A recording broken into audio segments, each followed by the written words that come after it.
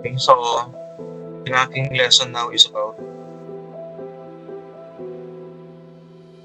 the workflow, the layout design, and capacity planning sa loob ng isang industrial setup. I appreciate yung naka-open camera natin like Maribel Pingabariola. Sino ba ba? Dalawa lang naka-open camera.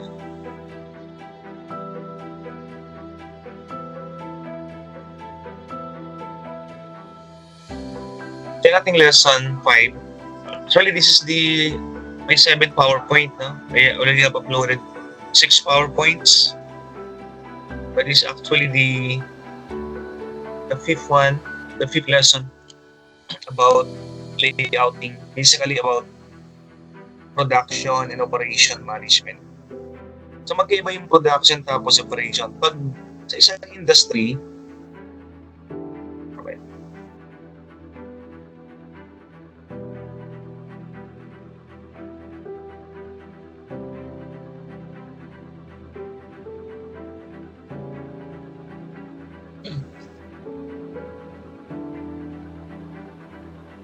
Ayan, sa isang industry, may nagpo-produce ng product, may nagpo-produce ng service.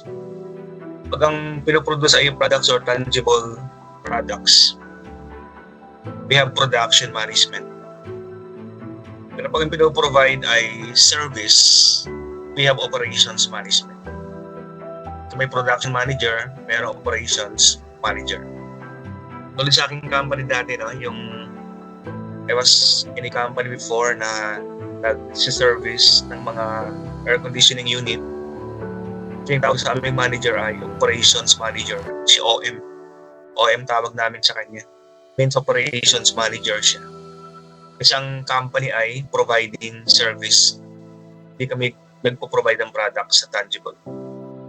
And under this one, may workflow na topic, may layouting na topic, layouting design, and capacity planning sa mga production or in a factory. So that is the lesson, the title, and we're going to have I'm moving my PowerPoint actually. Hindi ito magalaw.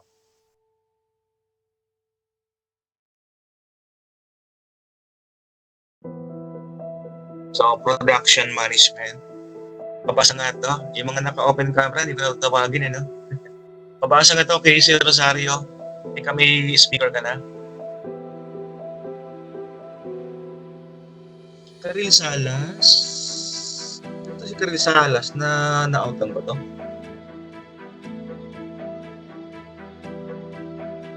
Olivas. Karil Salas, andito ka na? Karil? Masagot. Mabasa? Shiana? Shiana? Yes, sir. Production management is all about making things happen efficiently. It's the process of coordinating resources, people, and processes to create amazing products. Understanding production management helps companies succeed by ensuring that resources are used wisely, customers receive quality products, and everything runs smoothly in the production line. Okay, sige, ilista ka muna. Si Divas for citation.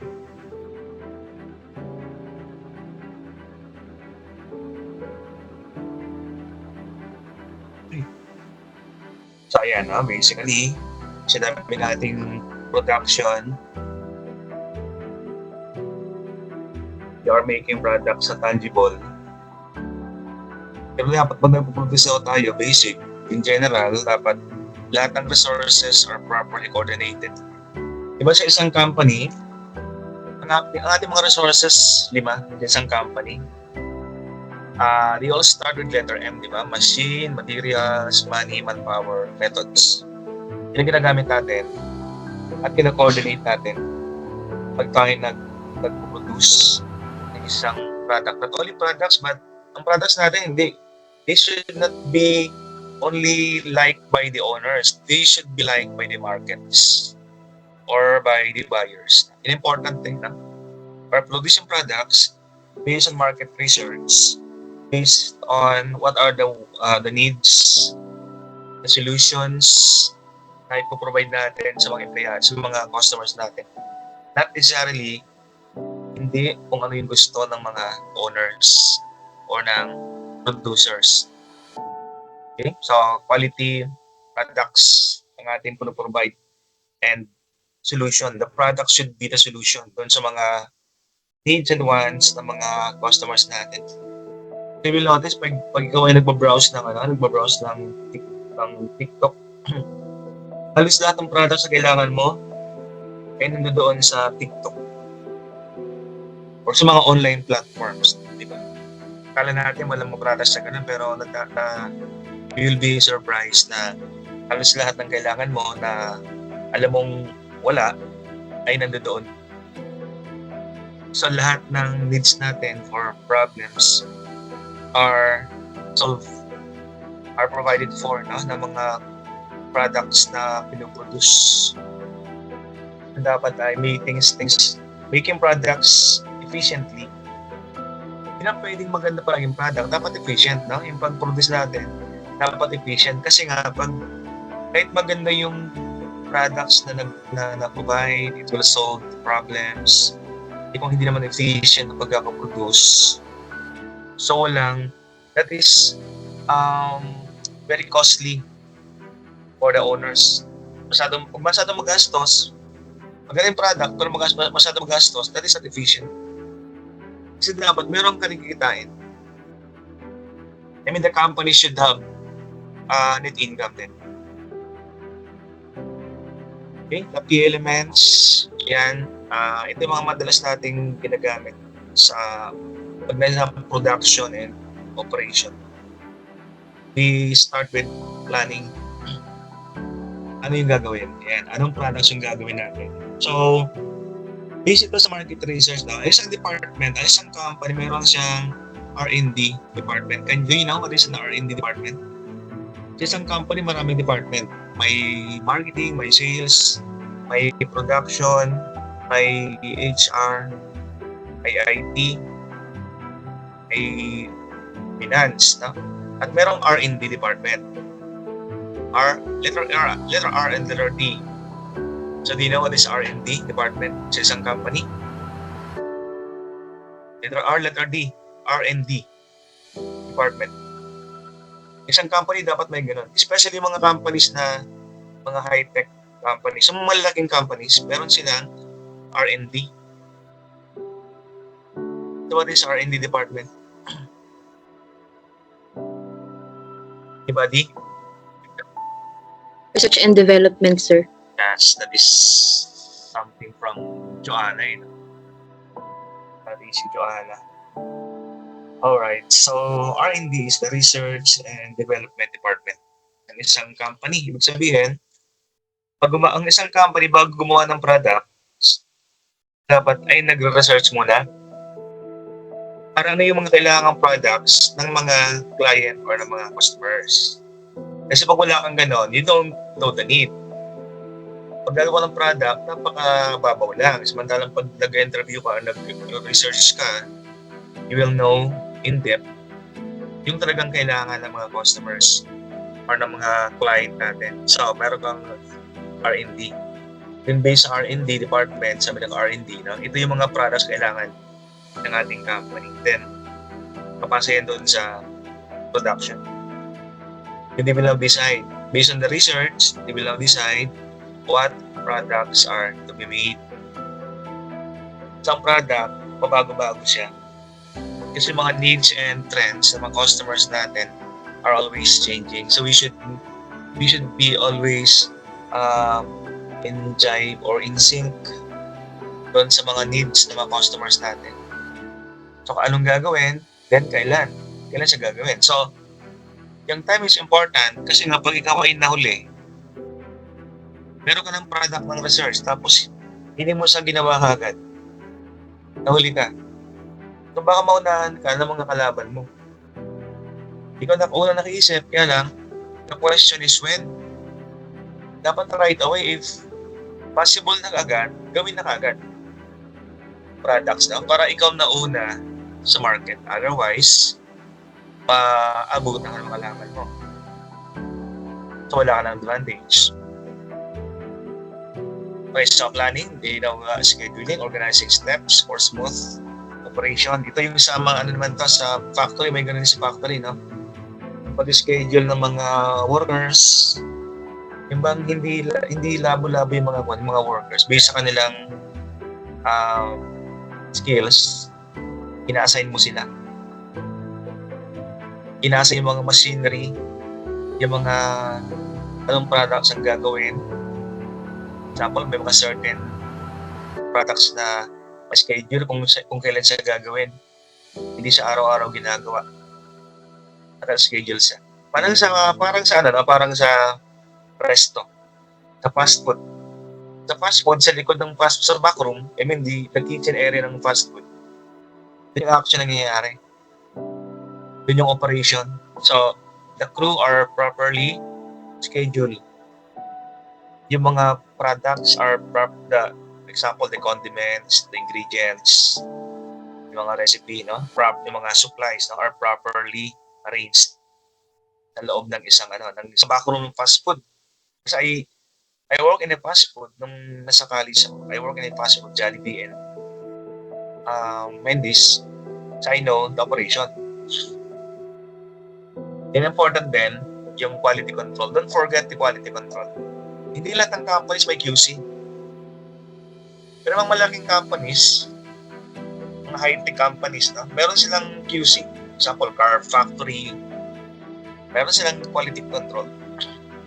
Kasi ang quality control is important sa atin. Kahit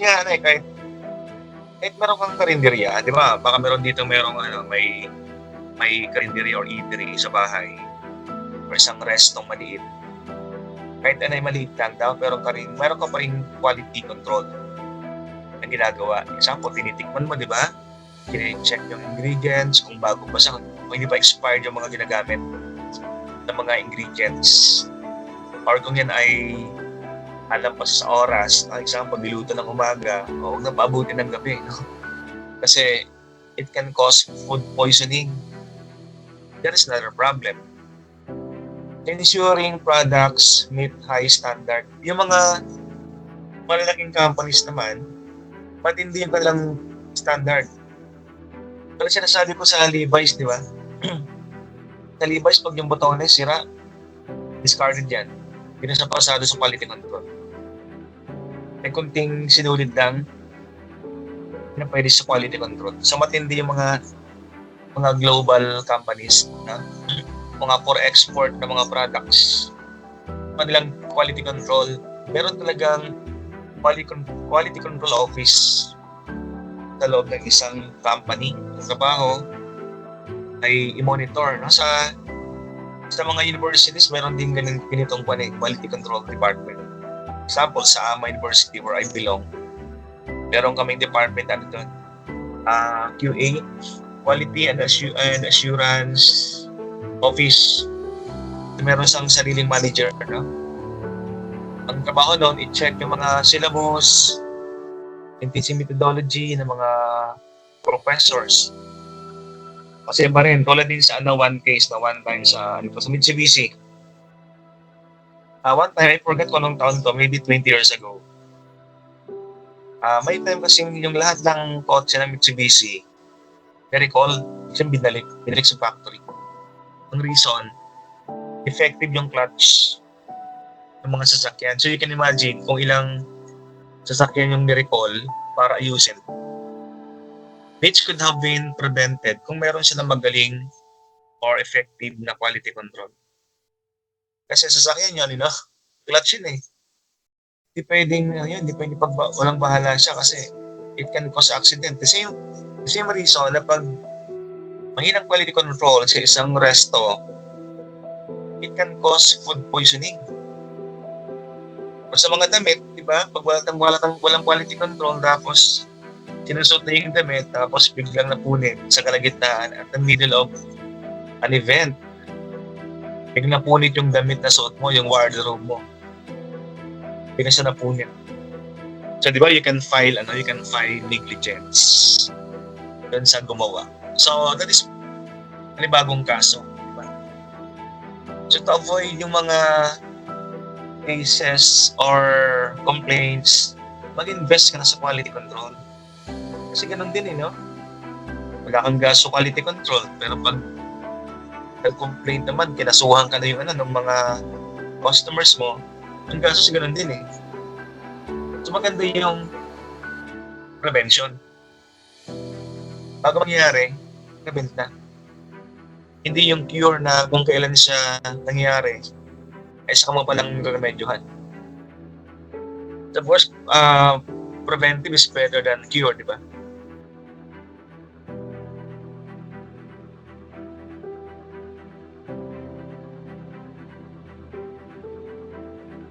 So, I'm moving my slide.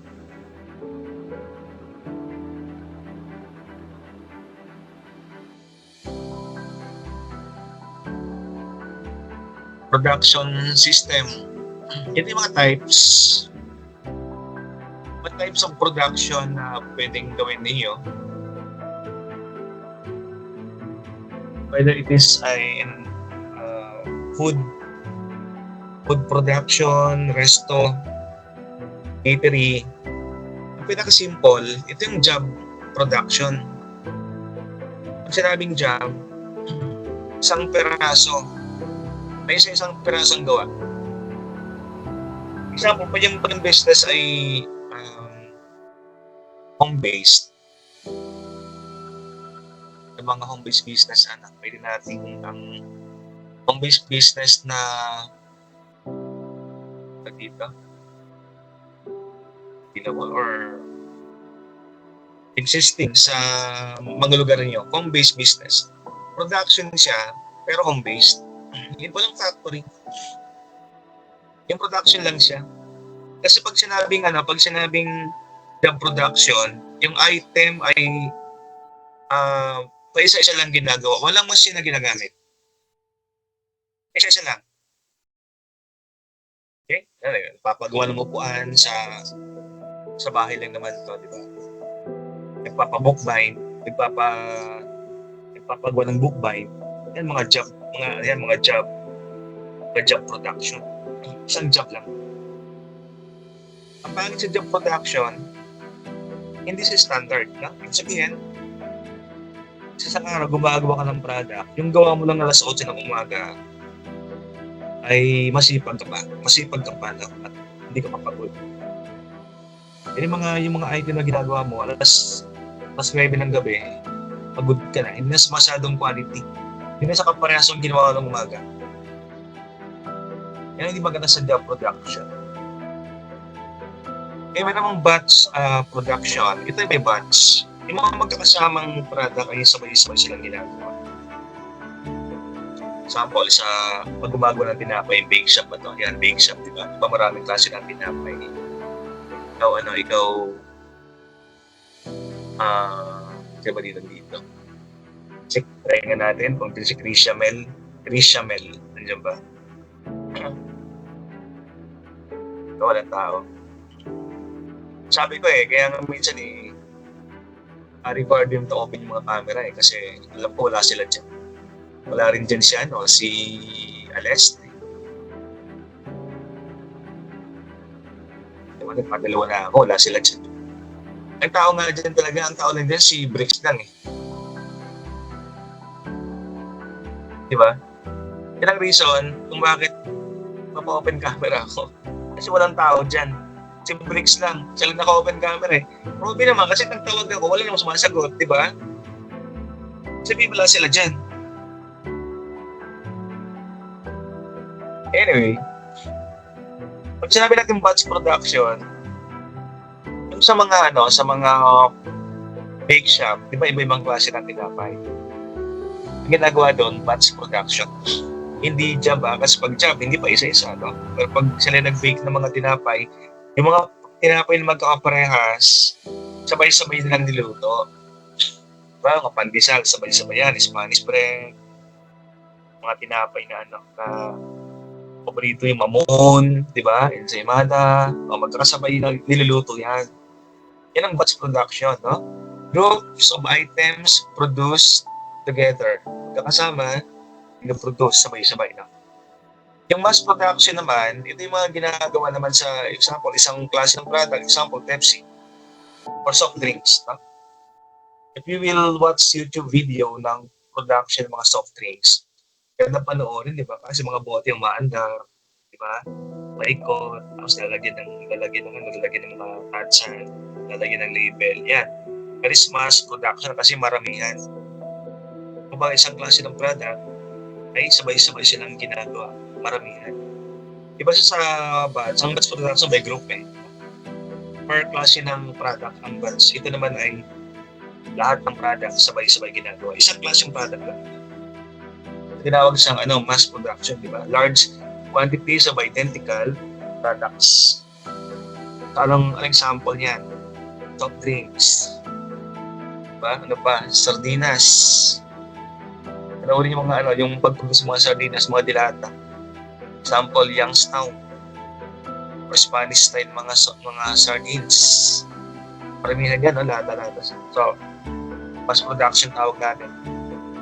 At meron mga continuous production and ongoing processes without interruption. Ito yung whole day. Whole day siyang 24/7, no? 24/7 ay tuloy-tuloy yung production. Kasi may mga products na sobrang in demand, kasi yung pag-produce ay tuloy-tuloy. Kumbaga continuous, no? Continuous yung sample bigas. Kasi tumitigil kasi kailangan siya. Yung production ng mga electricity. Kasi electricity, pinoproduce yan, di ba? Na kuryente. May power plant ang mga kuryente. So, tuloy-tuloy siya. Mga windmill, diba? Mga windmill sa Bangi Windmill, no? Sino ba nakarating sa Bangi dito? Bangi Windmill. Ang Bangi ba? Ilocos Norte, Ilocos Soriano. Ilocos Norte yata ang Bangi.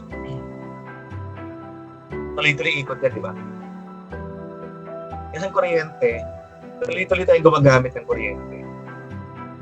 But the same thing din sa mga tubig, water plant, tuloy-tuloy siya. Kasi continuous yung gamit ng mga yan. Samantalang yung ibang products, example, sasakyan, so meron siyang time na tigil ang production.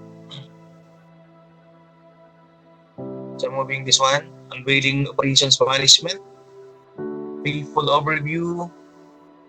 Ang operations, sabi ko kanina, iba siya sa production. Ang operations ay ginagawa pag ang pinoproduce most of the time are service. Example, sa isang resto, mayroong yung pag-serve. Alam na isang restaurant operation yan eh. Kasi nag-serve na. Service na, no? Pag sa rest. Example, serving of pizza. Yan, sa labas ng restaurant, isang fast food, may operation manager ka, mag-store manager ka, no? Talagang you monitor yung mga crew, ina-assign mo sila. Meron sa counter, meron sa back room, meron sa kitchen, meron sa dining area. Ang mga crew, they are properly assigned. Tapos yung oras nila, talagang by shift, that is part of operations management. Yung pagtanggap ng mga supplies, paglabas ng mga supplies, pag-replenish, paglinis ng surroundings ng fast food, pagluto ng mga food or products ng isang fast food. Sa company naman namin dati na operation manager yung meron kasi service niya, we are providing service sa mga air conditioner buyers ng mga products namin. Yung OM namin bawat araw In the morning, ang kanyang ginagawa is i-schedule yung mga technician. Ina-assign per area. So meron siyang limang team. So 5 van yun. Meron siyang team para sa mga nag-install, may team sa mga naglilinis ng aircon, may team para sa mga warranty, tapos may team naman doon para sa mga for sale ng unit, reconditioning unit. Yung pag sa operation, ina-assign niya. Tumatanggap ng call, nag-assign ng mga technician, naglatlag, naglilista ng mga materials na kailangan sa isang job, nag-dispose ng mga materials, i-delivery din. Yung mga normal na ginagawa natin sa aming company operations management. So ito yung mga runs smoothly sa isang office. Sa office, mayroon din operation manager. We can call them as the office manager sa isang office. Pero he also supervises the operation ng isang office to run smoothly. The OM din, hindi lang yung OM, hindi lang sa mga technical. Meron din mga operation manager sa mga offices. Ang Marlix sa Buyuan. Super lead na yan Ito, merong tao sa lobby. Marlix sa Buyuan. Late na siya. 5:45 na 5 o'clock tayo, di ba? Ganun yung guys, May ikaw ay nasa lobby, tapos hindi ka makapasok, it means super late ka na. Hindi ko na ina-accept yung late na. Yan ang mga operations managers ng OM. In contrast sa isang production manager.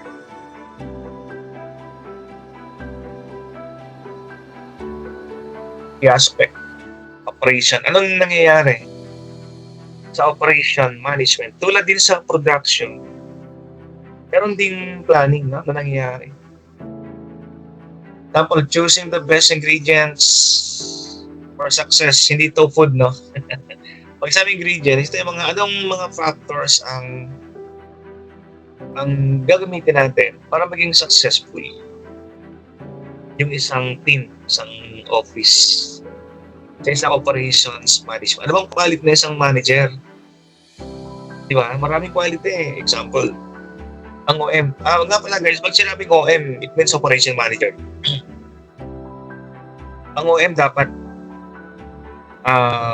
resourceful. Ang OM dapat spokesperson. OM is dapat may leadership quality, dapat sa figurehead, tapos meron siyang people skills, yung bang itungo sa mga tao, itungo sa mga empleyado, meron sa negotiation skills, resource allocator siya, motivator. So maraming yung isang OM, and plan is part of this job. Kasi yung aming OM dati, ngayon palang gabi, pinaplano niya na yung gagawin para sa kinabukasan. So, ang planning is doing ahead of time, basically. So, para sa kinabukasan, hindi naman masyadong na pa-pressure. Ngayon palang gabi, inayos niya yung mga assignment ng mga tao na lalabas ng company, mga magde-deliver, mga mag-ayos ng mga air conditioning units. Para kinabukasan, yung form or yung paper, yung job order, ibibigay na lang. Yan, para naka-ready na siya. And that is part of planning. Yung sa mga fast food, I can recall, although I work at fast food maybe 32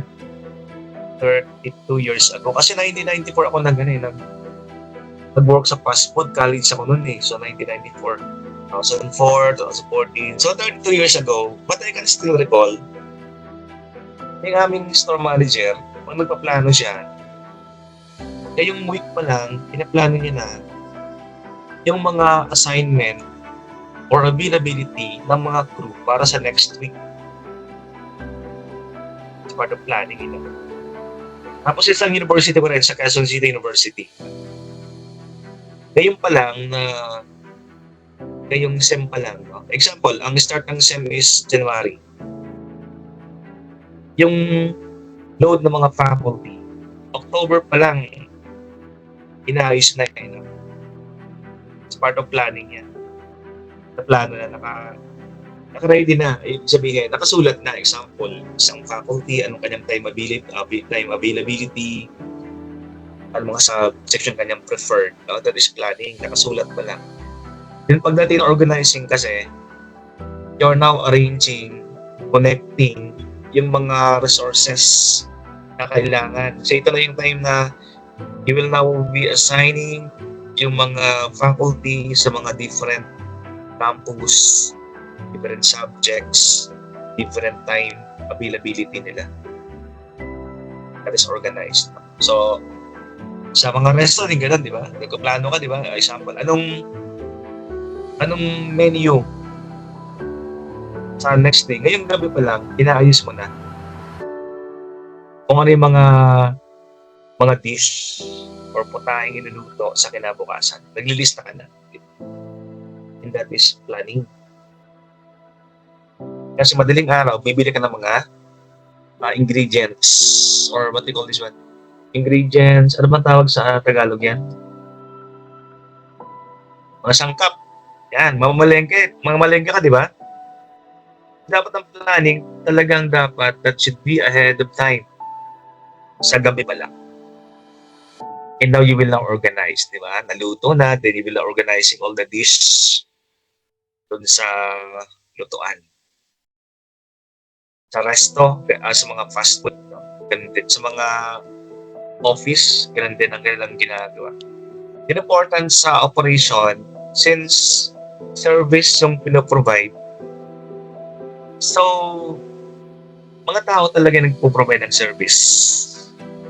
Walang kasamang machine. Sa production, may machine, di ba? Sa production, may materials. Pero sa operation, wala masyado kasi service ang pinoprovide. So parang mas nakafocus sa tao. Pag sinabi nating service-based business, yung people na piece ng marketing, doon nakatutok.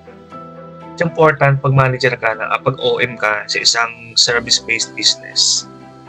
Important yung leading, yung pag-lead, pag-guide sa kanila, pag-motivate ng mga empleyado. Diba, hindi porke may tao ka, ay okay na. Kasi dapat ililid mo sila, i-motivate yung mga tao. I-motivate yung mga factory worker, example. I-motivate yung mga service crew. May mga tao nagpo-provide ng service, example, sa a courier delivery service like Tok, like Grab, like Lalamove. Di ba hindi naman sila production, they are service-based. So, meron silang operations manager, hindi production manager, no? Operation managers. So, pag OM ka ng isang courier delivery, example, Tok, it is your job to lead, to motivate, to guide yung mga riders.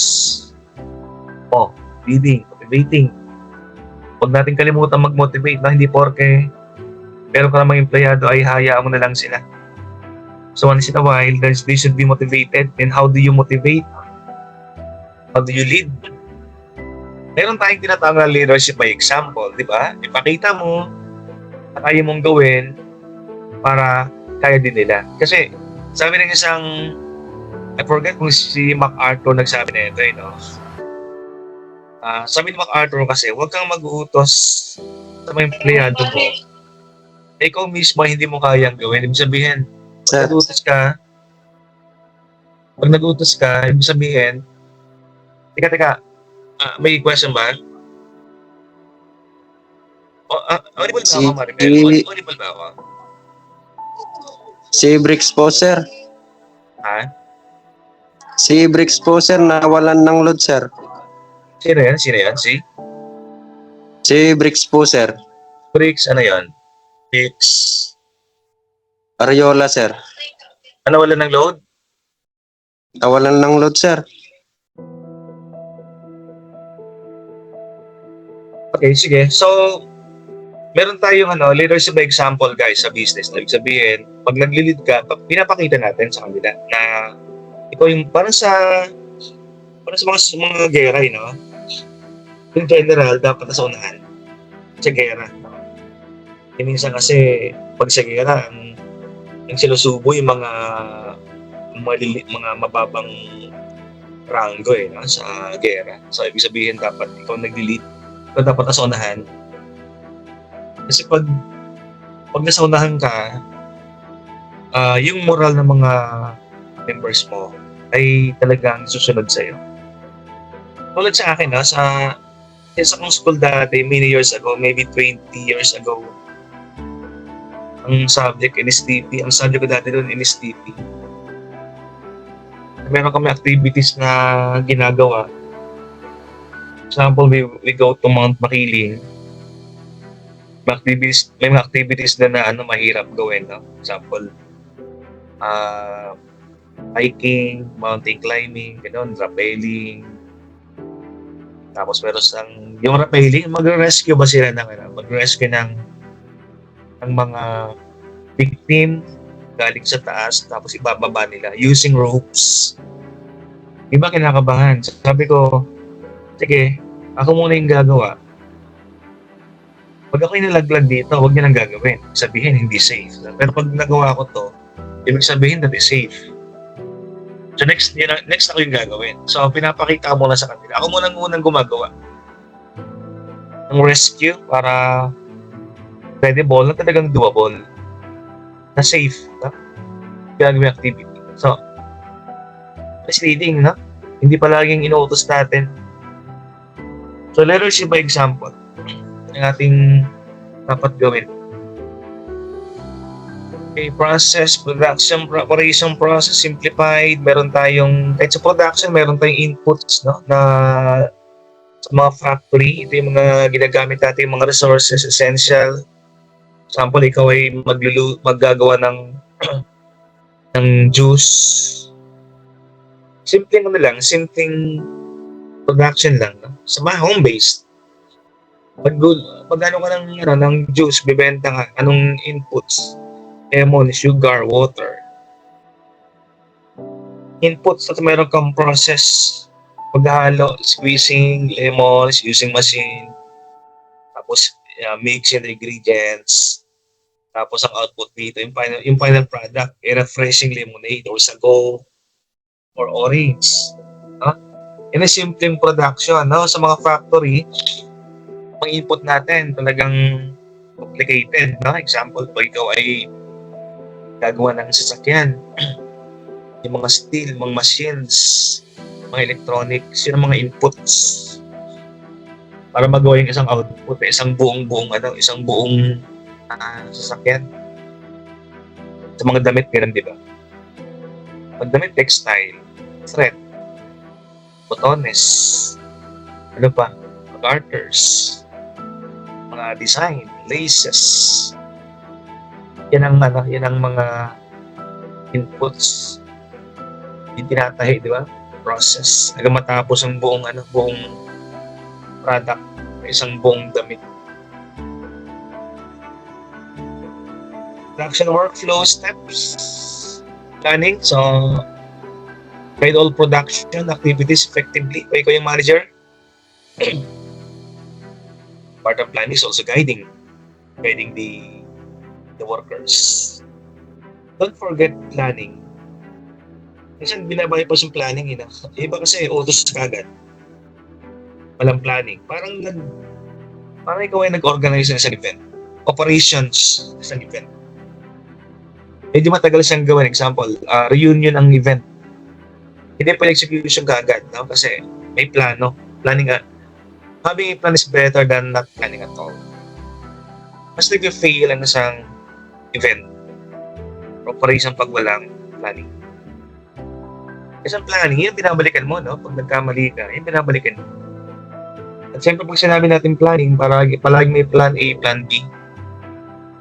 Hanggang ma-perfect yung isang operation. O pag mayroon ka ng plano, yan, you're gonna execute. Gagawin yung product activities. Kapag operation, pag service, magde-deliver ka na. Or complete production. And important, pag nagde-deliver, nagpo-produce, dapat cycle na may feedback. So pag nag-produce ka minsan, nag-deliver ka minsan, hindi perfect. So dapat merong feedback. Kaya pwedeng gawin. And the production, ina-allocate natin sa production. You allocate the machine. Siyempre, hindi pwedeng palaging isang machine lang ginagamit. Madaling masira yan. So dapat meron kang pangalawang machine. Kasi in case nag-breakdown ng isang machine, meron kang reserva para hindi matigil yung production. Kaya pag yung machine ay napakakailangan, tapos isang machine ka lang, yung product is very important, tapos isang machine ka lang. So dapat properly allocated. Ibig sabihin, yung paggamit ng machine ay properly allocated. The materials are properly allocated. The people, the manpower are properly allocated. So ay important ang manpower ay properly allocated. Hindi natin pinapagod yung mga crew. Hindi natin pinapagod yung mga workers natin. Kasi bawal sa labor code. Kasi sabi ng labor code, empleyado dapat meron talagang silang pahinga. Bawal magtrabaho ng isang araw tuloy-tuloy. Dapat may pahinga yung isang employee. Kaya na-assign natin na may day off. May day off palagi mga workers natin, mga production workers natin, factory workers. Parang kahit nga sa mga BPO, dapat may break din, may power nap silang tinatawag, no? Para mas effective, mas productive, at meron kang pahinga. Ipakit naman yung pagod na pagka wala kang pahinga, tapos gumagawa ka ng product, tapos nagkamali ng pagpindot doon sa machine. So nasira yung product. So maganda meron kang pahinga. So dapat properly allocated yung working hours, working day ng employees. Dapat naka-assign kung anong araw magde-day off. And of course, once again, quality control is important. Hindi naman palaging pag yung company ay maliit lang, so you don't need an office. You don't need a separate office for the quality control. You can just assign a person na magmamonitor, titingin, mag-check yung mga finished goods or product ng isang company. Not necessarily manager. Assign ka lang, isang tao nag-check. Maganda yung may konti na check yung mga finished goods. Kaysa mag-complain, no? Yung mga customers. Meron ako dating nakain ng resto. Ay, hindi siya resto. Karinderya. Pero may isang employee doon sa karinderya. Ang kanyang trabaho ay i-monitor yung mga orders na binibigay sa mga table. Hindi sa manager, parang taga-check siya, taga-check ng mga taga-check ng food, taga-check ng orders kung talagang yun talaga in-order nila. Taga-check ng mga vacant seats kung meron pa. So parang I can say na siya, quality control in charge ng resto or karinderya. Ibig sabihin niyan, guys, ang quality control QC hindi palaging nasa isang malaking company. Hindi palagi nasa isang factory. Kasi kahit maliit na company yan, pwedeng merong taga-monitor ng quality. Okay, best practices, workflow. So, bakit meron tayong why we are monitoring? Yung workflow sa isang company, production, or operations management. What we're break muna tayo.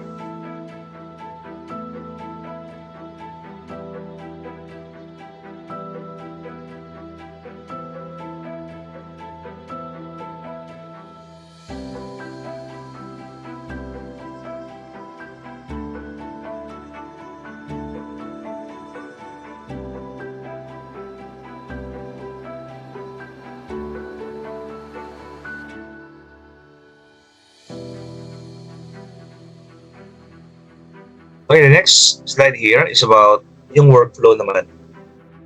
Best practices. Pag may magandang workflow sa isang production, isang operation, isang office, increase ang efficiency. Kasi pag properly arrange sa mga machinery, mga tao, hindi sila gulo-gulo, no? Online, nakalihera sila.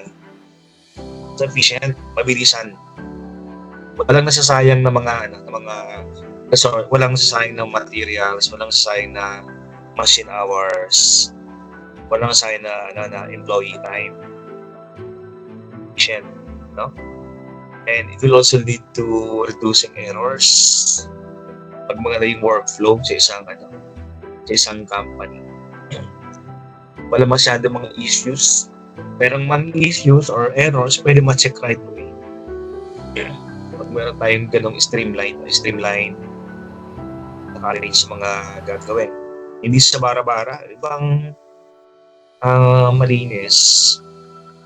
Pag alis mo, nililinis, no? Claygo, you leave your station, Claygo, inayos mga fork mo, may turnover. No? Parang sa isang fast food, kapag ang shift no ay 7, I can recall dati, palagi akong na-assign dating opening. 7 to 10 opening. 7 to 10 ba yan? Para sa 7 to 11 yata. Then pag alis ko ng store, mag-turnover ako. Gusto ko lang turnover, yung mga susunod sa akin baka magkamali siya. No? So dapat sinasabi mo, itong chicken. No?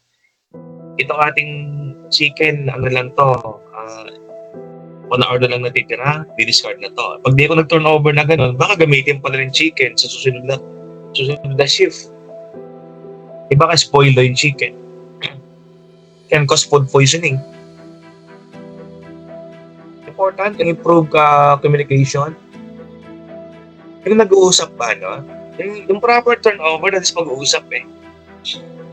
Kasi pag di ka nag-turnover, magkakamali talaga yung susunod sa'yo. So dapat pag magkagalit kayo, kasama yung susunod na crew na duty, ikagalit mo, hindi mo sa kinakausap. Hindi ka mapag-turnover ngayon. So walang clear communication. Maghuhulan na lang siya. O anong kulang. Samantalang pag nag-communicate ka, ito yung kulang. Ito yung missing natin. So magdagdag ka na, gano'n. So parang sa marketed drug, di ba? Parang sa mga SM malls, yung mga kahera, pag magpapalit ka ng mga shift, may turnover. Bago mag-start yung susunod na shift, yung naka-cashier, may turnover. May clear communication silang dalawa.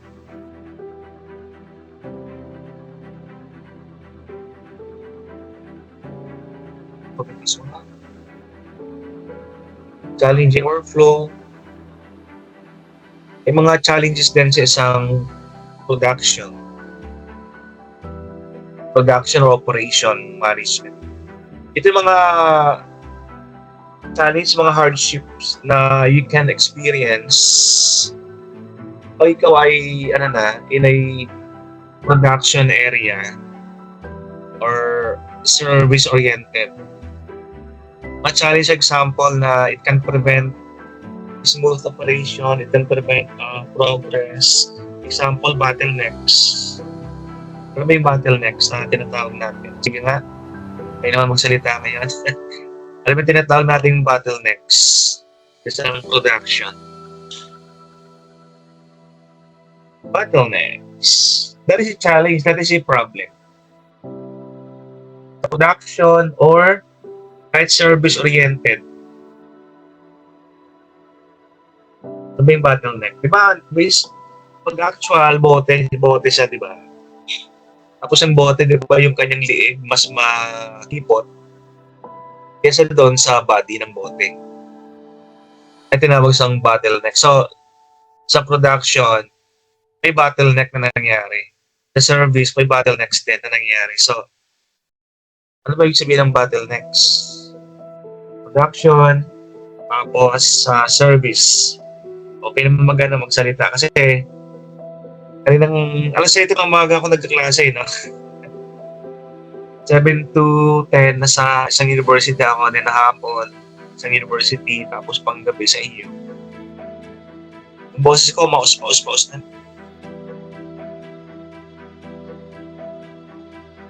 Ano yung bottleneck? Tawagin natin si Romilin.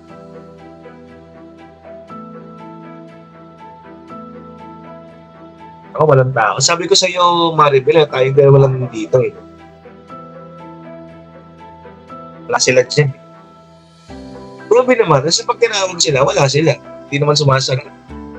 Sir, meron Si Maribel, kami. alam si Maribel, alam si Sir, Maribel, meron nandiyan yan eh. Kasi nakikita ko si Maribel. Pero iba, pag tinawag ko kanina, nagtawag ko kanina, wala naman sila dyan.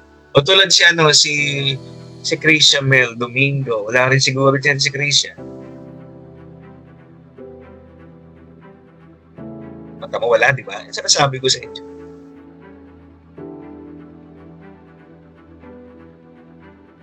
Kasi nga siya nagkakalaman ano ibig sabihin ng bottleneck sa business. Sige, bottleneck sa business.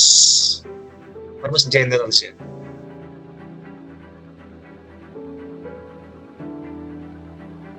Kasi challenge yan sa mga production ninyo. That is a challenge. Bottleneck. Ano ibig sabihin? Sa business po, sir. Sino to? Sino itong sasalita? Just Tony, sir. Ha? Sino to? Just Tony, sir. Just Tony. Sige. Just Tony. Basta, sir. Sa business po, sir, is like a part of the flow na nagiging hadlang sa progress, sir. So, low siya. Ano sa progress? Okay? So, ano ba? Ano ba ibig sabihin ng bottleneck? Iba naman. Kasi preventing progress no? Bottleneck. Delays or inefficiencies, sir. Delayed. Nadi-delay. Sabi ni Maribel. Maribel ba? Maribel ba yan? Nadi-delay. Basta ka muna sila. May delay. Yan. Kasi pag sa bote, di ba? Pag makipot yung leg ng bote, yung mga liquid sa loob, hindi ka agad nakakalabas. Kasi makipot nga. Sa production, it hinders progress kasi nga. Sabi ni Gistoni, it hinders progress kasi may delay na delay. Ibig sabihin, may mga production na hindi ka agad natatapos yung products. Ang reason, nadi-delay, natatagalan. Kasama, maraming reason magkakaroon ng bottleneck. Kumbaga, hindi ka agad natatapos yung mga products. Sabi natin, matatapos yung product, example, ang target date natin is January 20. Pero January 21, hindi pa natatapos yung product. Kasi nadidelay yung production. Siguro walang supplies, walang sa budget, walang gagawa. Wala na machine. Yan mga bottleneck. So, para i-stock. Na-stock, nadidelay yung mga products. Hindi sila natatapos on time. So, that is a challenge sa production. Kasi pag yung mga customers ka, di ba, factory ka, tapos yung mga stores na umaasa sa product na i-deliver mo, wala sila may benta ngayon. Kasi may delay sa inyo. Diba? So that is a challenge na paano para medyo isang araw na wala na delay, isang araw na walang nagawang products, walang bibenta yung mga grocery stores. Number one, communication gap is a challenge sa production. Yung mga hindi nag-uusap. Nagkamali, sabi ko sa mga estudyante ko sa kabilang university, bago gumawa ng bookbind, bago magpagawa ng bookbind, pakita muna sa akin kung tama yung lahat. Kesa ulitin yung bookbind pagtapos na. Madali na magtanong, don't forget to ask, don't hesitate to ask questions. Iba kasi, nagbo-bookbind, dire-diretso, hindi nagtatanong pala mali. Pag sa production, ganun din. Mali yung piyesa na ginamit. Ulitin na yung buong product. Kasi hindi sila nag-uusap. It's either magkagalit sila o talagang kinatamaran lang magtanong or mag-communicate. O kaya yung nag-uutos, oral lang ginagamit, hindi wala siyang manual na pinapakita, magkakalimutan talaga ang mga gumagawa. So that is challenge na. Another challenge, yung resource constraints, kulang ng mga resources. Kulang ng space, kulang ng time, kulang ng tao, materials, machine, walang method sa susundin, ng budget. Nadili yung project, nadili yung project kasi walang budget. Siyempre, hindi siya nagagalaw pag walang budget sa food. Ganun talaga siya nagagalaw, di ba? Okay, so, plan and prioritize your task. May ask somebody to read this one. Ayan, kita natin sa Aya Alest. Aya Alest na magbabasa.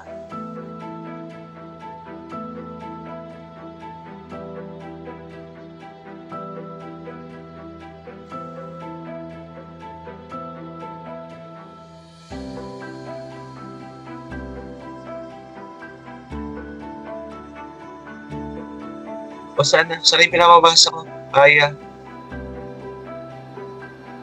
Ay. Plan and prioritize your tasks. Planning and prioritizing your tasks is essential for a smooth workflow. Breaking down work into clear steps helps maintain momentum, while effective prioritization ensures you navigate potential bottlenecks effortlessly and efficiently. Okay, ito yung prioritizing. Sa isang project, isang task, iba last time, pinag-usapan natin yung CPM. Sabihin, may mga task na crucial. May mga task naman na pwedeng medyo-medyo lang. Ibig sabihin, may mga task na dapat priority. Kasi crucial yun. Example natin yan last time, yung sa anak tayo ay mag-produce ng isang concert. May mga task doon, may mga activities doon na crucial, na talagang priority. It's important sa isang production. Yung binibreakdown natin into activities, yung ginagawa natin, yung pag-produce natin ng product. Example, pag-print ng mga cheque, hindi siya isang dire-diretso na activity. We can break down the printing into smaller tasks, smaller function, para alam natin kung saan doon yung ating priority na task. Kung hindi pwedeng gawin lahat, at least meron kong mga tasks na dapat ay pina-prioritize. Pwede mong unahin, pwedeng tutukan, no? Pwede siyang gawin i-overtime. Yeah? I-overtime natin yung mga mabilis ang mga tasks because those are the priority. May mga parts na dapat pina-priority yung paggawa. May mga service na pina-priority. Example, ng mga kliyente na pina-priority yung paggawa ng isang task. Pag gumagawa ng isang mga construction company, yung paggawa ng bahay, marami siyang task. Pero yung paghalo ng semento, mabilisan yan. Yung buhos, tinatawag ng buhos, dapat priority yung pagbuhos. Why? Kasi yung semento tumitigas. hindi nabuhos kaagad yung semento, hindi na siya magagamit. That's one example of prioritization. Kasi meron din yung prioritization, di ba, na gagawin. Di maraming, tas for example, sa isang company ka na, you're not working on company. Sabi ng boss mo, ito priority. Sabihin, kahati, maraming mga hatian. Kasi hindi pwede priority pag isang buo yan. So pag malaki yan, mabilis o matagalan, you divide the task para pwede mo sa priority. Otherwise, pag buo yan, hindi pwedeng i-priority lahat. Sabay-sabay yan. So dapat yan. Divided into several tasks, mga workflow. Isang company. Parang nagluluto sa resto, di ba? May mga inuuna kayo. Meron namang mga task na pwede mo siyang pwede siyang i-delay. Pati sa akin, when I was in Wendy's hamburger in college ako. Bago lang ako nun sa Wendy's. Di ba naman gagawin ko sa kitchen. Ang ginawa ko, ang magawa ko, ako na lang yung nag-weigh, naglagay ng spaghetti doon sa styro. Kasi yung spaghetti dapat tamang gramo yan no? Ang ginawa ko, ako yung tagalagay ng noodles doon sa styro ng spaghetti. Then sabi ng manager, wag muna unahin yan kasi pwede namang mamaya yan unahin mo yung parang yung sa dining daw. Kasi priority mga customers, ibang task pwedeng gawin pag hindi na masyadong busy dun sa store. No? So mayroong ganong mga scenario. I'm moving this one. Kaya ang frequent yung sinasabi ko na we should always have a meeting. Kahit saglit lang na meeting. We start the day with a meeting. Yung sa isang university pa dati, every Monday, pagkatapos ng flag ceremony, yung school director ang ginagawa, magpapamiting. Monday morning, pa-meeting muna. If that is regular, laging merong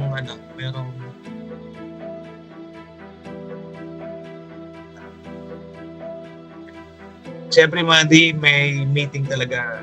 Kain ng pandesal, coffee, choco. Talagang, that was a regular thing that was maybe 10 years ago. Tapos, may mga small meeting. No? Ang meeting naman, hindi pa laging sa table. Ang meeting, pwedeng, usap tayo saglit. Tatayo lang kayo. Mabilis ang meeting, like 5 minutes meeting. We call those as huddle. Hindi pa laging nasa table para mabilis ang meeting lang.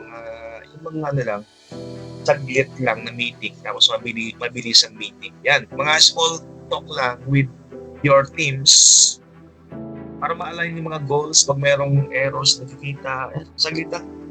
Parang saan, di ba? Naglalaro ng volleyball. Ikaw ba, naglalaro ng volleyball? Sino ba nagba-volleyball dito sa inyo? Ikaw, Maribel, nagba-volleyball ka ba, Maribel? Di ba you have been watching volleyball? Have you noticed mga volleyball players? Pagkatapos sa isang score, di ba nag-huddle sila? Yung bang nag-iipon sila, di ba ganun sila? Nag-iipon sila, nag-meet sa circle, gano'n. Alis huddle. Kumbaga, pag may maling receive sa volleyball, maling serving, nag-usapan agad. Alis huddle.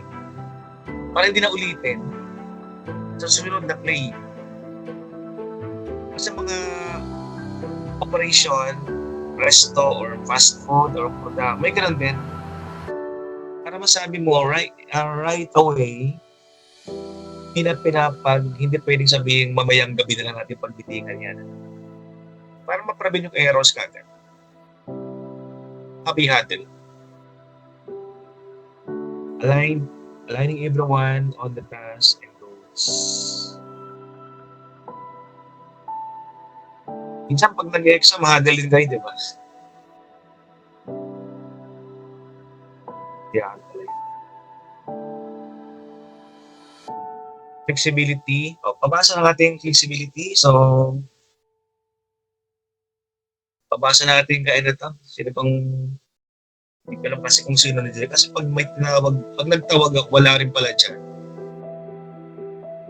Wala rin. Hindi ko alam kung sinong nandiyan dyan. Unless may magtaas ng kamay, magbabasa.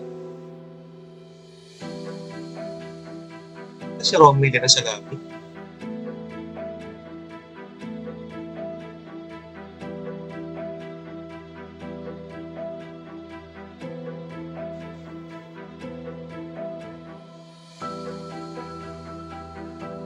Joanna,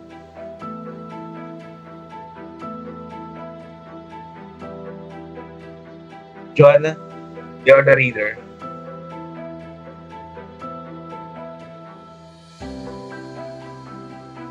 Kung nagkata si Joanna, hindi naman sa nagbabasa. Ako nakamute.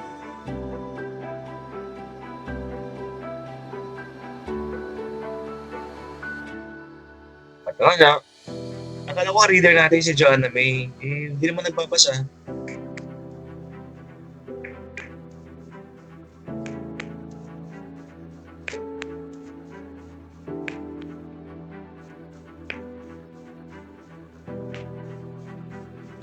Alam, sige, sino magbabasa?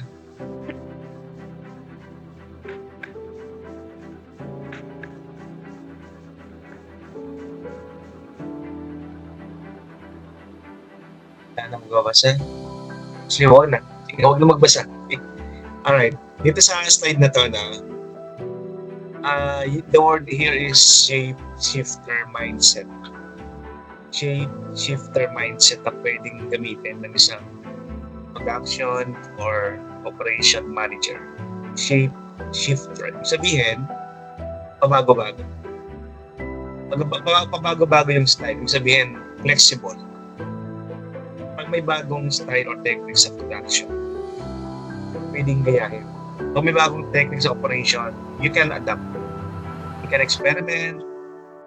You can improve. You can improve through new trends, new techniques. Enhance productivity. Ibig sabihin, wag traditional na kung anong nakagisnan mo, doon ka na lang mamumuhay. Di ba? Kung may bagong trends, bagong technique, bagong apps, or bagong method of doing things or of production, using technology, adapt. Ibig sabihin, mind shifter mindset kung anong available, kung anong feasible na pwedeng gawin, kung anong mas productive na pwedeng gawin. You can shift. You can change your mindset.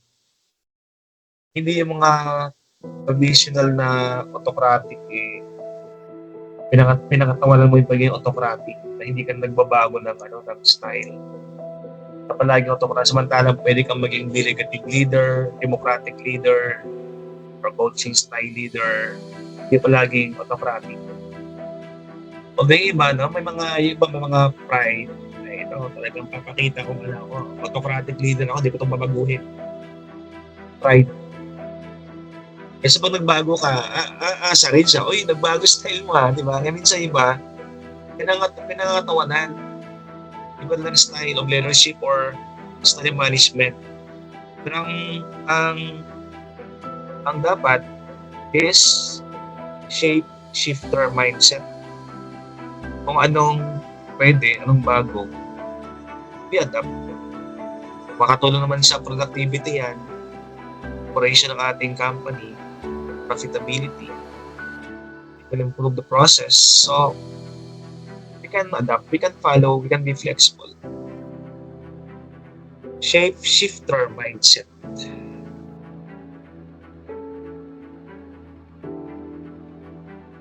Sa layout design. So, diba ang topic natin ngayon is about workflow. Tapos ito naman yung mga layout design sa mga factory or sa mga operation like grocery store,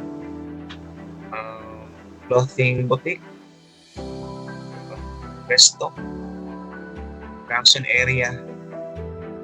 Ito yung mga tatlong klase ng layout na pwede natin gamitin sa ating business. First thing is the process layout. Process layout is simply groups, no? Yung mga jobs magkakasama. Kasi pag ang pinaproduce mo ay product, may process.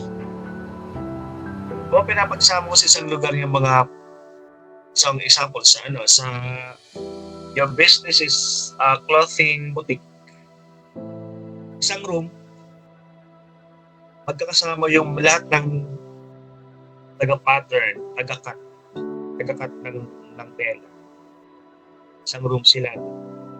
Then sunod na room, yung lahat naman na taga-tahik. Then third room, lahat ng taga-packaging naman sila. Or finishing product. Tulad sa nagpe-print ng mga cheque. May taga-print ng cheque. May taga-cut ng cheque. Kasi pag nag-print ng cheque, parang pera, di ba? Diba pera pag piniprint, isang malaking papel. Printing, no? Then after the printing, ikakat na siya ng machine. Ibang process naman yung pagkat ng machine. Isang ibang area naman, ibang department naman yung cutting. And after that, merong finishing. Ito na yung taga-bilang, taga-check ng serial number, ng checking. So finishing. So may coding, may printing, may finishing. And those are different process. Sa mga factory din ganun. Example, car manufacturing. May assembly line. Pero sanding, may painting area. May electronics area, tagalagay ng mga electronics dun sa sasakyan. At siyempre sa lahat ng yan, yung pinaka-last na process, the QC or the quality control. Ang product naman, ito naman ay product layout. Lahat ng products ay pinagsasama-sama. Hindi naman to per process. Product layout naman, no? Example, pag sa beer manufacturing, iba-ibang klase ng beer, magkakasama. Kapag sasakyan naman, o lahat ng mga pick-up, magkakasama. Lahat ng mga sedan, kasama. Lahat ng mga SUVs, magkakasama. At meron mga fixed position layout. Yung product stationary, hindi siya gumagalaw. So, mga malalaking products, hindi siya pwedeng galawin. Kasi yung mga pag-beer production, yung products gumagalawin, no? Pag mga damit, pag mga meat, pag mga tuna manufacturing, pag mga sardines manufacturing, yung product ang gumagalaw. May mga products na fix ang position. Mga products malalaki. Na hindi mo siya pwedeng galawin. Ano kayong product ang fixed position layout? Fixed position layout, keep products stationary. Pag sinabi stationary, hindi steady lang siya, hindi siya gumagalaw. Tapos yung mga workers at equipment, sila yung pumupunta na sa product na yun para i-assemble. Yeah. Ito yung mga products na large items, malalaking products. Ano yung products na gumagamit ng fixed position layout? Hindi siya gumagalaw. Yung mga taong gumagalaw.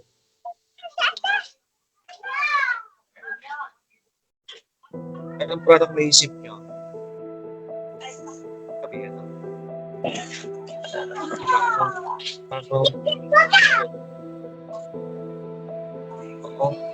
Commute. Ito ba?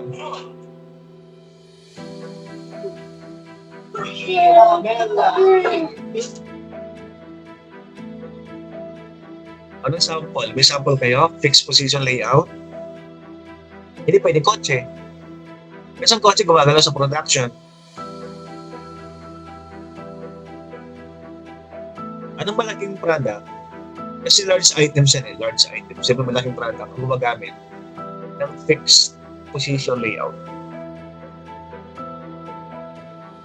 Real estate, sir. Yes, sino yung Maribel ba? Yes, sir. Anong nasagot mo? Real estate, sir. Sorry?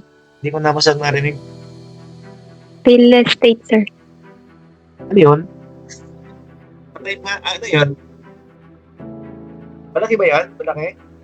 Example is houses and buildings, sir. Okay. Tama. Real estate. Sorry. Dito sana. Real estate pala. No? You mean real estate. Tama. Tama si Maribel. Real estate. Kasi pa ikaw yung may-ari ng isang real estate. Example, ER Manibilyar. Ang kanyang product, mga housing, di ba? Low cost housing. Camellia Homes. Ayan, Vistaland, no? Yan ang kanyang mga products. So, pwedeng sample yun. Fixed position layout. Pero sa loob ng isang factory, meron din mga products na fixed position layout. Kasi ang real estate na bahay, mga building, sa labas ginagawa. Pero sa loob ng isang factory, meron din mga products na gumagamit ng fixed position layout. What do you think? Sample, aircraft, aeroplano. Okay. I-google mo, aircraft production. Naka-steady lang siya. Yung mga tao, yung mga machine ang gumagawa, ang nakapalibot sa kanya. Kasi large item ang aeroplano. At matagal siyang gawin. It can take like more than 1 year, no? Para matapos siguro sa aeroplano. So, ang delivery niyan medyo matagal. Fixed position. So, given ang aeroplano, ano pa kaya ang sample ng isang fixed position layout? Ang kotse hindi, no? Ang kotse umiikot sa production. Ano pang naisip pa isang product ng malaking-malaki na hindi siya pwedeng paikutin sa isang assembly line? Aeroplano, imagine mo, aeroplano ba pwedeng paikutin sa loob ng factory? Hindi, di ba? Another example ay yung mga shipyard na gumagawa ng barko. Steady lang or stationary mga barko. Yung mga workers ang umiikot sa kanya para gawin siya. Kaya tinawag siyang fixed position layout.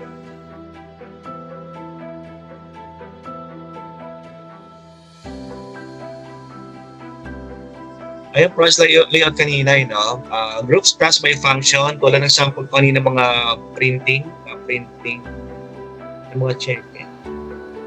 Maganda sa price layout, first may versatility, price layout suit diverse product. So sa price layout, ang maganda sa kanila, lahat ng klaseng product pwedeng gawin doon. Example, assembly ng soft drinks. Kahit anong soft drinks pwedeng gawin doon. Kasi naka-group yung mga task. Naka-group yung production by task, by process. Product layout naman, arranges workstations in sequence for efficient production flow. So ito naman ang ginagamit sa mga production, for example, sardines, canned goods. Kasi naka-arrange properly yung mga products. So dire-diretso lang siya. At most often than not, ang mga bagong production design ngayon, wala na masyadong intervention ng tao. Kumbaga, robotics ang gumagawa. Robots na yung gumagawa.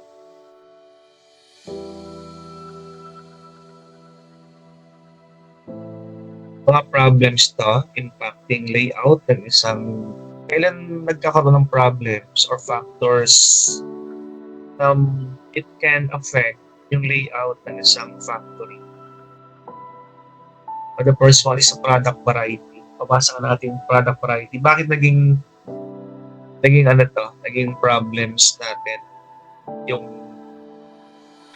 why does it impact yung layout ng isang company? Bakit siya bakit siya ay Parang hindi masyadong maganda. Pabasa natin yung product variety, bakit siya ay naging problem natin sa layout ng ating production area. Nagbasa kanina si Joanna. Okay, sino naman magbabasa ngayon? Product variety. Anyone? To volunteer?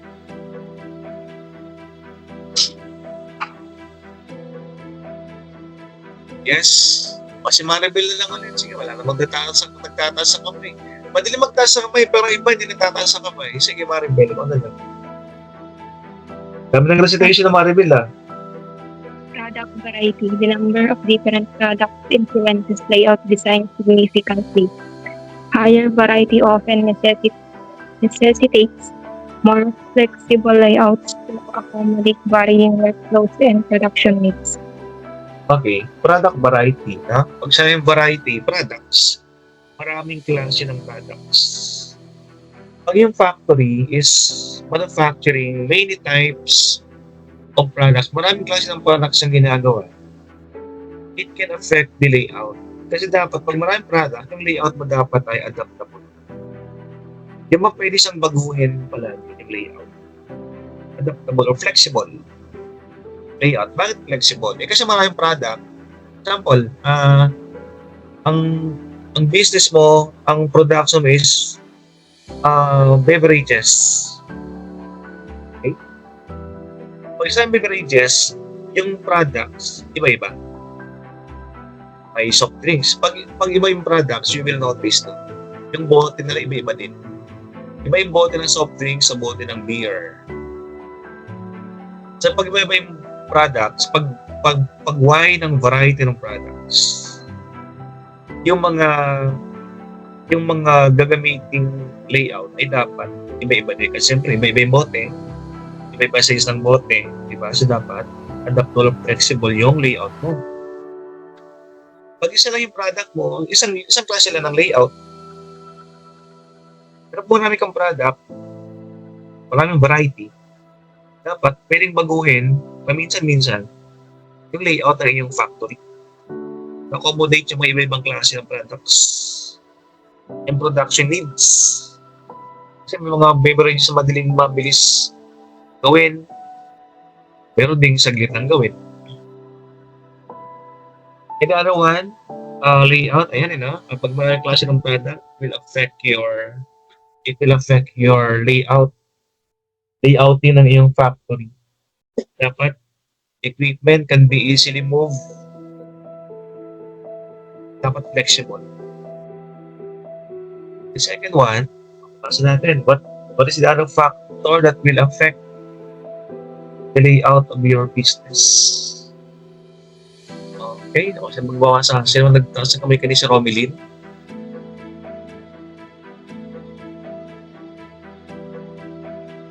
Yes, Romilyn. Space constraints. Limited space can restrict layout options. Effective designs must optimize every square foot to ensure efficient movement while providing sufficient area for equipment and workers. Okay. Ito naman, ang makakapekto naman sa layout or design ng iyong production area, yung space, pag limited.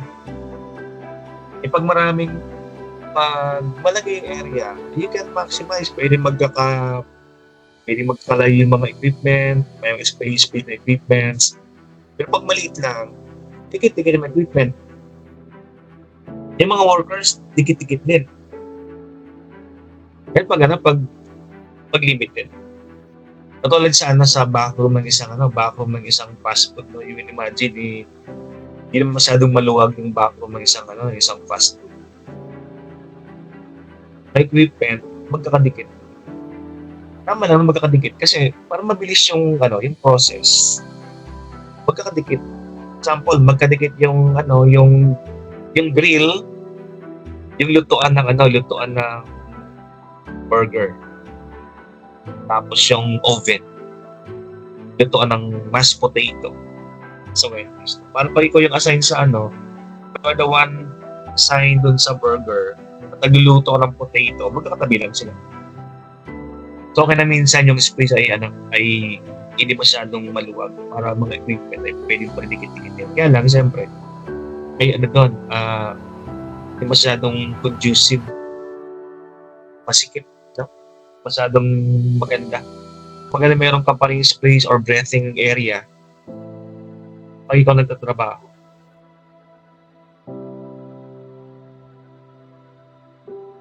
So let's go to the next one.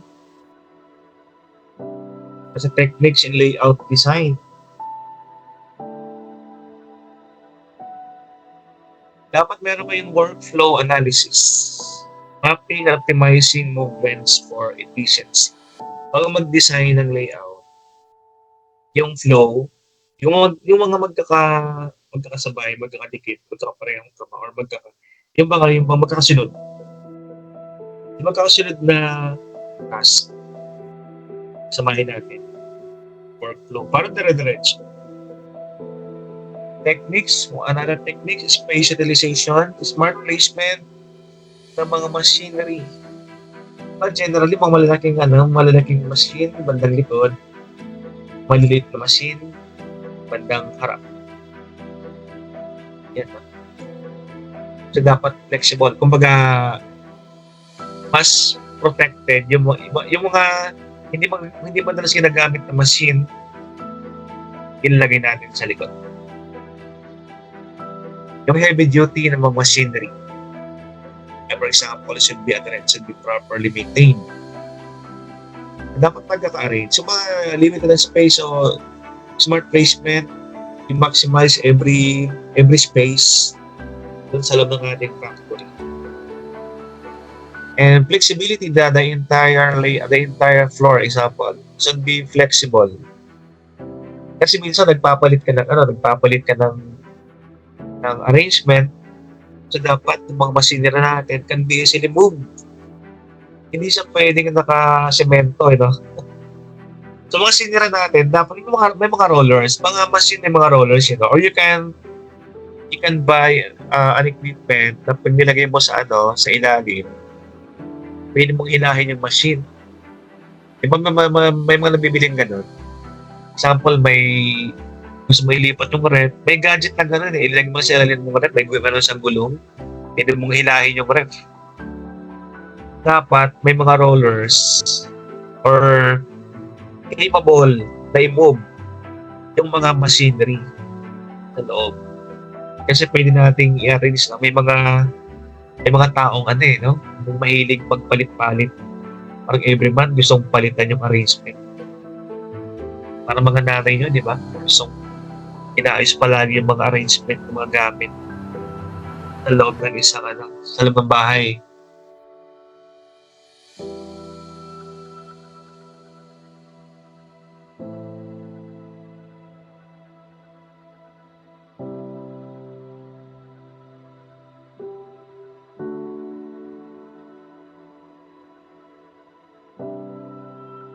So I'm moving my slide.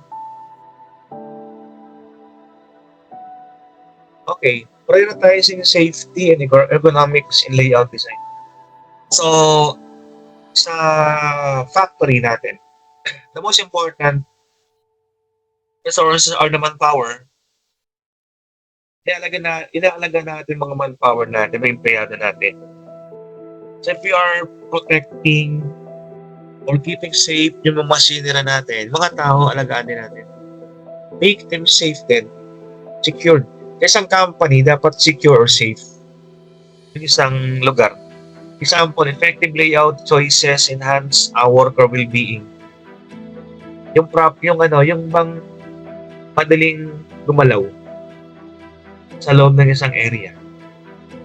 Yung mga delikadong machinery are properly labeled or may mga label sila paano gamitin, mga precautions, anong first aid just in case na yung machine ay tinamaan ka, anong first aid, saan nakalagay yung mga first aid. Sabihin, we should minimize injury, risk, and safety. May safety. Isang production. Parang sa laboratory, di ba, dapat may mga label, paano gagamitin yung mga machinery, dapat visible yung fire extinguisher, tapos yung medicine cabinet or first aid kit dapat visible. Safety first. At dapat yung mga fire extinguisher dapat yung talagang pang-industry. Iba kasi yung fire extinguisher na pang-household, yung kulay pula. Pero sa mga factory, for example, yung fire extinguisher ibang kulay. Example, kulay green. Kasi iba yung electrical fire eh. And also ergonomics. We focus also on the ergonomic. Pag-ergonomics, yung mga ginagamit ay dapat ay user-friendly. Example, yung upuan dapat user-friendly. Masyadong mataas. Yung mga cabinets, user-friendly. Yung sahig dapat user-friendly. Masyadong madalas na. So, yun ang dapat natin gawin sa ating production area. Ito may capacity planning. Kabasa nga please ng ating capacity planning, that was Romilin. So, sino magbabasa ng ating capacity planning? Pa-volunteer nga. Palagi lang si Maribel, palagi lang si Stony, o sino naman? Shiana Olivas.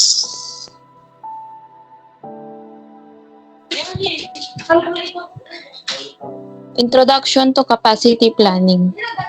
Capacity planning ensures that production meets demand efficiently.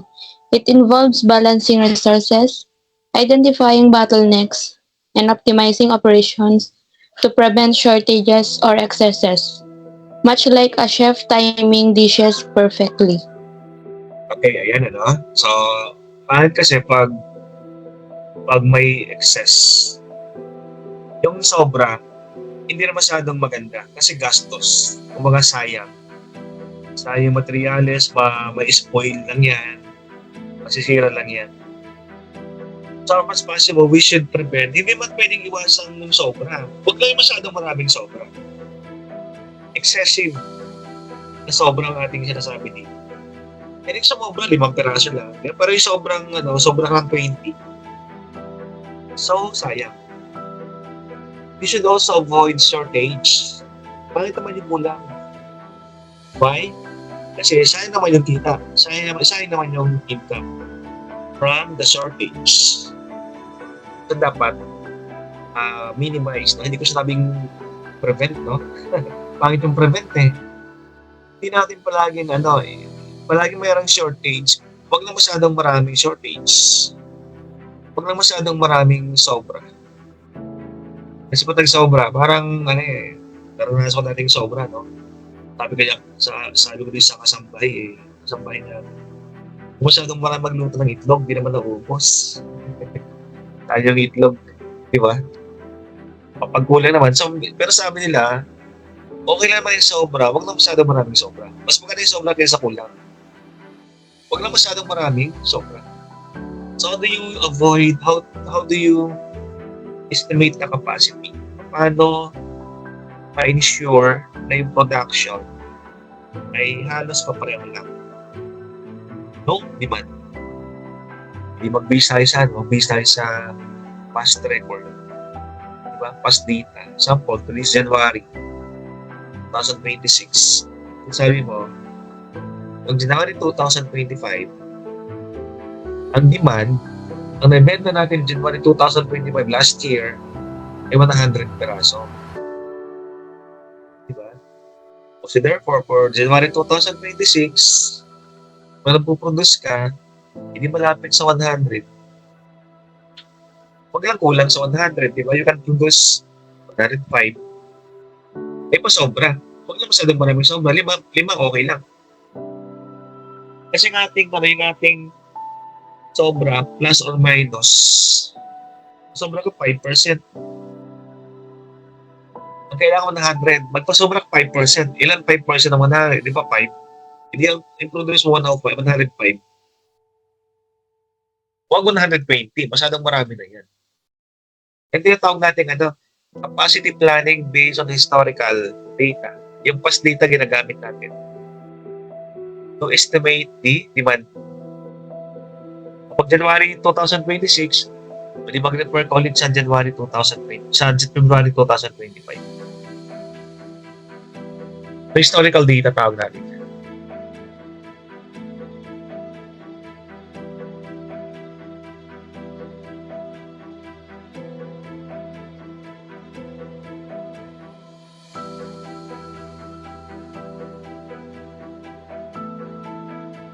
Okay, mga terminology. Ito yung mga pag gagawa ng feasibility study later on. Ako humawak ng feasibility study dito. Important yung supply, yung capacity ng isang company. Ito yung kaya mong gawin. Output na pwede mong i-produce within time frame. Diba? Ito naman yung ito yung bibili sa'yo.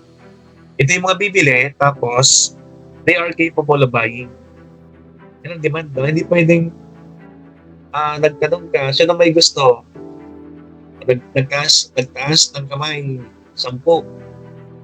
Hindi yung demand. Kasi pag sinabing demand, yung nagtaas ng kamay, tapos meron silang pambili. Kasi nagtaas ng kamay, ang pambili hindi sa demand. O sino may kailangan dito, nagtaas ng kamay, 10. Sino may pambili? Ito, ang may pera. May demand, ito. Yung may capacity to buy or to purchase. Willing and able to purchase. Yung kayang bumili. That is the demand. And utilization, you utilize the whole capacity ng iyong company, ng iyong production. So meron tayong pag nagpo-produce tayo, meron tayong supply and demand gap analysis. Gap. Kumbaga, sino mas marami yung demand or yung capacity. Siyempre, yung ating supply, mas mataas palagi sa demand. Pag mas maraming demand o magdagdag ka ng capacity, kaya meron tayong analysis. No? Capacity versus demand gap.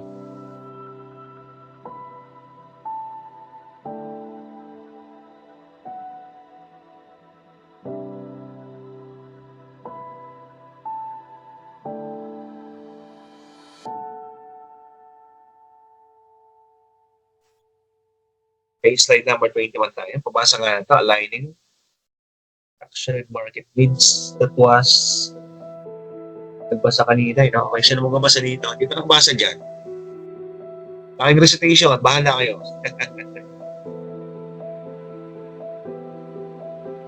Okay, this is Tony naman. This is Tony.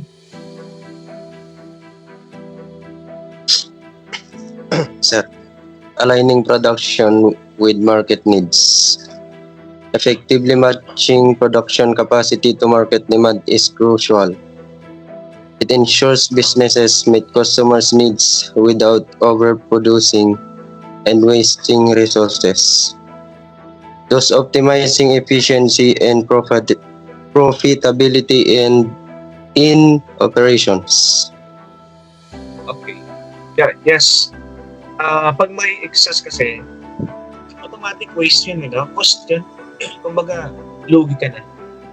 Kasi nag-produce ka, meron kang binastos, wala ka namang income, hindi na ibenta. So, it will affect your profitability. Wala kang profit, net loss, mangyayari sa'yo. It's important na align or match yung ating production sa needs ng market. And how do we align? No? You can do survey. Kasi bago ka mag-produce, ang unang nating tinatanong, ilan mabibenta? So, nauna, ating dapat malaman yung sold. Ang mabibenta bago mag-produce. Huwag kang mag-produce na hindi mo alam mga nagbibenta. And how do we know baga nagbibenta? Hindi mo pa survey. Example, pag yung company mo ay bago pa lang, survey ka. Sino po dito ang willing at able bumili ng aming product? Nag-survey ko 100. Ang sumagot ng positive, the willing at able to buy 84. Ibig sabihin, ang iyong market acceptability ay 84. 84 tao. Tapos tinan mo yung 84 tao. Isang buwan po, ilan po ang gusto nyong bilhin? Sabi ng 84, willing ako isang buwan, bumili ako 2 beses. So 84 times 2. Isang buwan, di 168 ang iyong ipoproduce. Ang iyong demand is 168. Di mag-produce ka ng mga 175. Para at least per batch. Hindi man eksakto, hindi pa lang eksakto eh. Pero sumobra man, hindi masyadong malaki. Mga 5% lang, no? Yung sobra. Or 5% plus minus. Okay lang yan. Hindi lang palaging eksakto. At least, hindi masyadong malaki yung wastage ng resources. Hindi masyadong malaki yung cost na nasayang sa inyong company. Ayun gawin ha. Pwede siyang historical cost or pwedeng pagbago pa lang kasing business, hindi pwedeng historical kasi wala ka pang history dati. So pagbago pa yung business, para mag-match ang production tapos market needs, survey, gagawin. Pag pangalawang taon mo na, yun pwede mong gawin historical data ang iyong gagamitin. O pwede ko gumamit ng AI, no? Di ba gumagamit ng technology ang mga apps para i-forecast yung production. Okay, so moving on.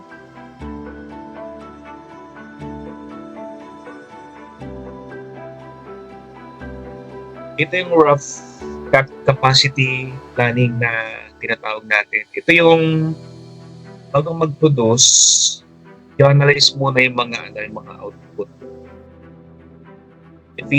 Ensuring efficient operation, allows the business to perform preliminary checks on their capacity. Kaya ba?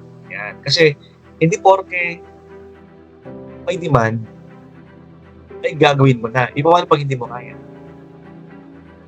So you do preliminary checking muna. Example, kaya ba technically? Kaya ba ng budget?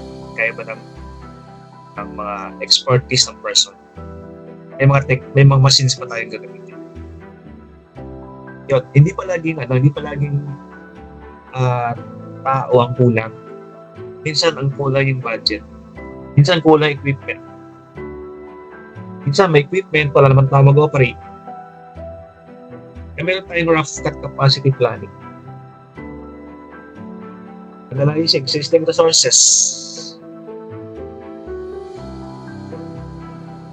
So, this one is the last slide. Mga strategy na pwede nating gamitin. So, the first one, lead strategy. Anticipating future demand increases capacity, proactive. Ito yung in-estimate mo na kung anong mangyayari. Ikaw lang muna, example, pagbebenta ka ng summertime. Tapos sabi mo, mag-produce tayo ng maraming ice cream. Kasi alam natin, maraming bibili kasi summer time. That is proactive. Pag sa'yo proactive, ikaw ang nagsasabi kung ilan ang ibibenta. You don't rely on the market. If you rely on the market, yan tinatawag natin reactive. Pero pag you ignore the market, you ignore the survey, kasi gusto mong produce ng marami, that is lead strategy. At bahala ka na is na ibenta yung sobra. Pag lead strategy naman, the lead strategy waits to see actual demand. Ito yung baliktad. Pag yung lead strategy, hindi ka nag-aantay kung ilan ang bibili. Ikaw ang nagpo-push sa kanila ng product. Ang lag, baliktad. Ang lag strategy, nag-aantay ka kung ilan yung demand. At yun ang iyong puputus. Ang lag strategy, reactive. Nagre-react ka sa demand. Ang lead strategy, proactive. Ikaw ang nagdi-dictate ng demand. No? Yan ang pinagkaiba ng dalawa. Ang match strategy, fine-tuning, align closely. Ang demand pabago-bago. So, pabago-bago yung supply. So, pwedeng tumaas, pwedeng bumaba. Ibig sabihin ng match strategy,